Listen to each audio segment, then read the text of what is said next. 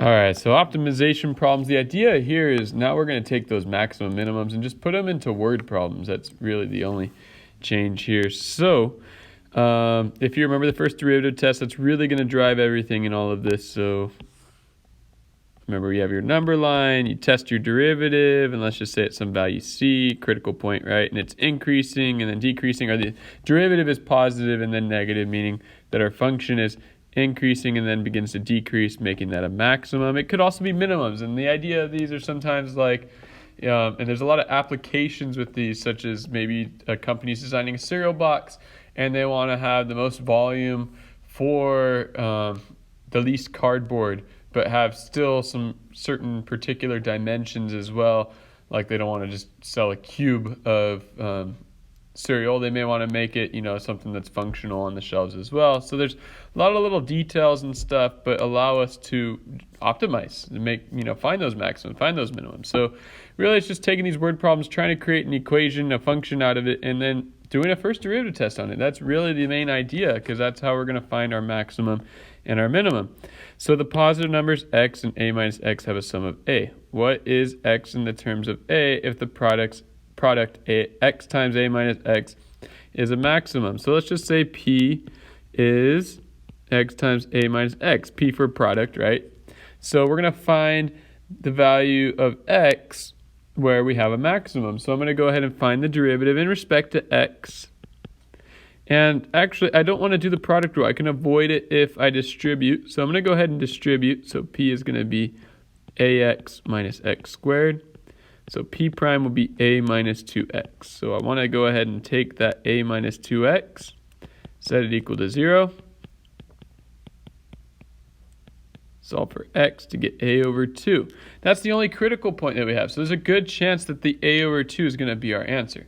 Now, if you want to test it, you go ahead and draw the number line and put a over 2 as our point here. So if you think about a over 2, if we pick something to the left, it's a minus this. So if we subtract by something less than this, a minus something less than itself is going to be a positive number.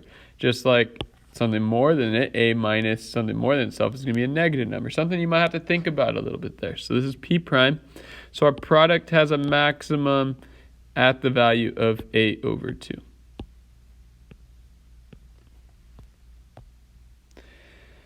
All right, so let's do this next example. What is the maximum vertical distance between the line y equals x plus 2 and the parabola y equals x squared? So I'm going to go ahead and draw coordinate plane, get a picture of this, figure out which function is higher than the other. So the first function we have is x plus 2. So that's this here.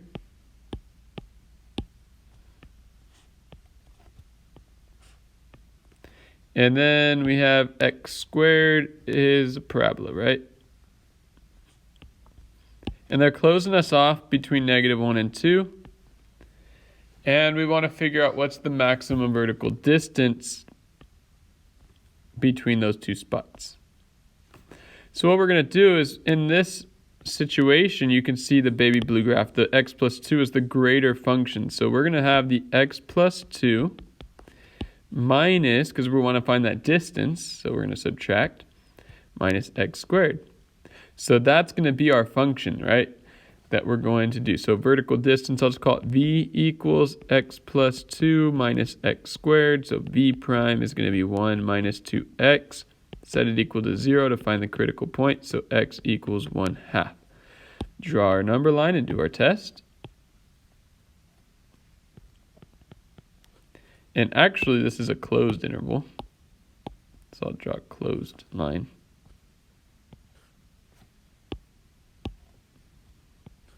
Right, it's closed off at -1 and 2. And if we plug in a 0 to our derivative, you get a positive number. If you plug in a 1, something to the right of 1/2, plug in a 1, you also get a positive number. Or no, you get a negative number. 1 minus 2, right? If you plug in a 1, it's going to be a negative number, making this spot a maximum, which is good. So they don't want to know the x value that this occurs at. They ask, what is the maximum? What is the maximum vertical distance? So let's go back and plug this in. So v is going to be 1/2 plus 2 minus 1/2 squared get a common denominator, so that's 2 over 4 plus 8 over 4 minus 1 over 4. It's going to be 9 over 4. And there's your maximum. All right, a piece of paper. This one's a little bit interesting. A piece of paper is to display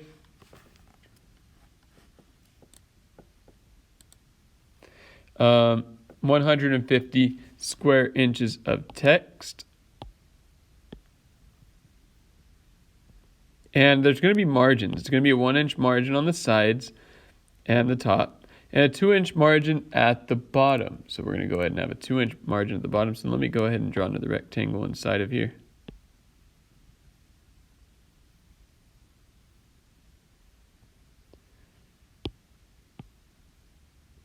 Yeah, that's pretty good.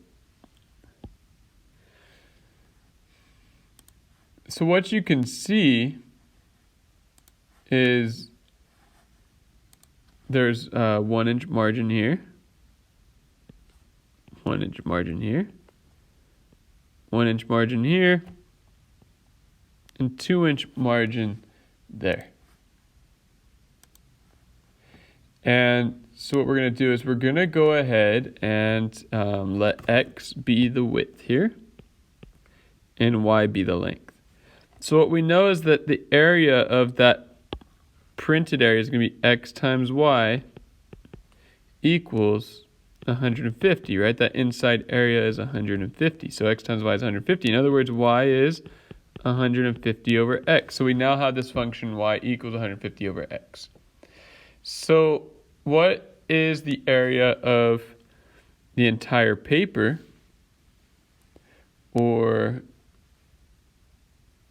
So that's what we want to go ahead and do. We want to find the area of the entire paper, because we want the smallest piece of paper that we can have. So we're going to go ahead and find the area of this entire paper. And the way we're going to do that is we need the dimensions of the whole paper. So the width of the whole page, is x plus 2. How do we know that? Well, it's x, and then we have 1-inch margins on both sides. And the length, or the height of this whole page, is y plus 3, because remember, it's 1 gap and 2 there. In other words, though, y is 150 over x, so then plus 3. So that's our width and our height. So the area of the whole paper, because we want it to be the smallest page we can possible, is going to be x plus 2 times 150 over x plus 3. So this is what we're going to try to minimize. So we're going to do a first derivative test on this. So let's go ahead and distribute the x. So we'll get 150 plus 3x plus 300 over x plus 6. So that's 156 plus 3x plus 300 over x, because we want the smallest, once again, we want the smallest piece of paper we can have, area-wise. Don't know why. So a prime is going to be 3, and then taking the derivative of 300 over x, remember that's 300 x to the negative 1, so that becomes negative 300 x to the negative 2, which is negative 300 over x squared. So we want to set this derivative equal to 0.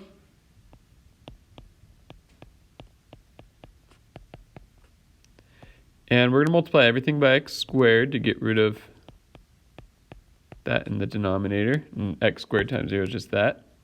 Let's factor this out.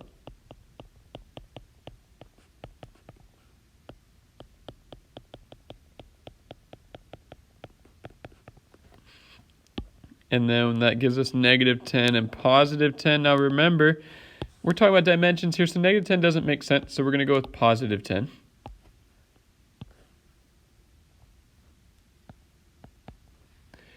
And so we're going to test it. So if we plug in something to our derivative, here's our derivative function right here, right? So if we plug in 0 doesn't make sense. Let's plug in a 1, we get a negative. And if we plug in a 11, 300 over 11 squared.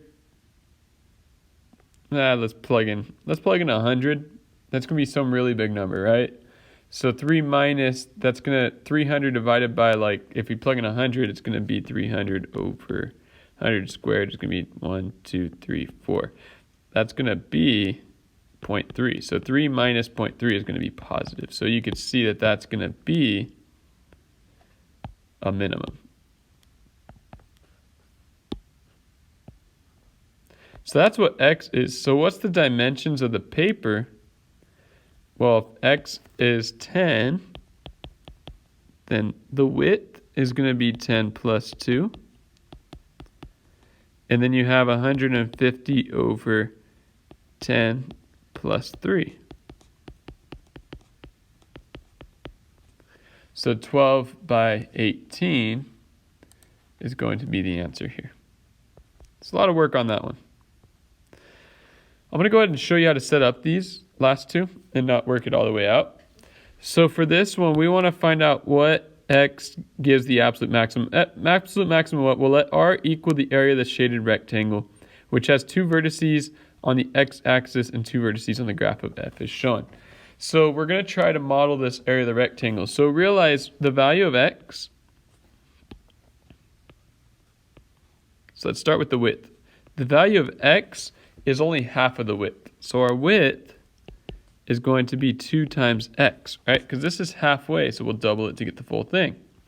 Then the height of the rectangle is the y value, is f of x.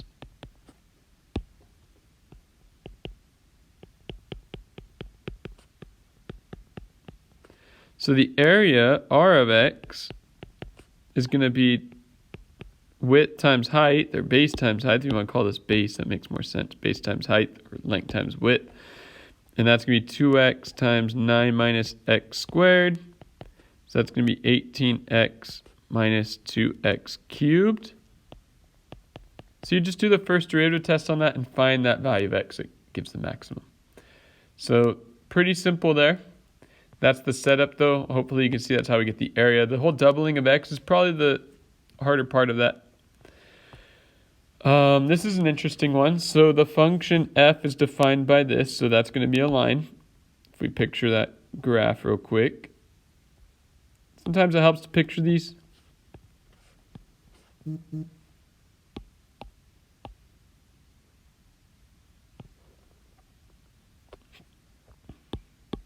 And what is the x-coordinate of the point on the function's graph that is closest to the origin? So this graph, basically, we're going to find the distance to the origin. And that changes at each point. So what's the distance formula? Distance is the square root of x, x2 minus x1 squared plus y2 minus y1 squared. So that's the distance formula, right? But the origin is 0, 0. So I'm going to go ahead and substitute a 0, 0 in there.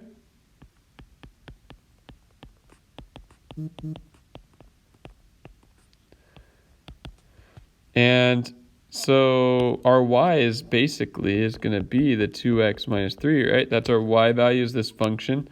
So let's substitute that in there.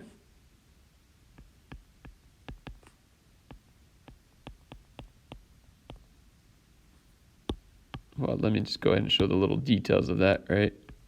So you guys don't get confused.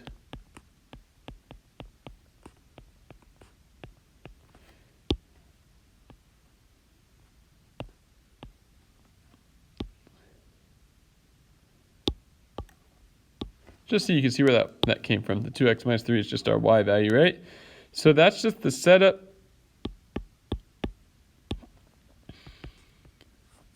Can simplify x minus 0 is x squared plus 2x minus 3 squared. And so that's just going to be your function. You obviously FOIL this out, simplify the inside, do the derivative, all of that, and run the test.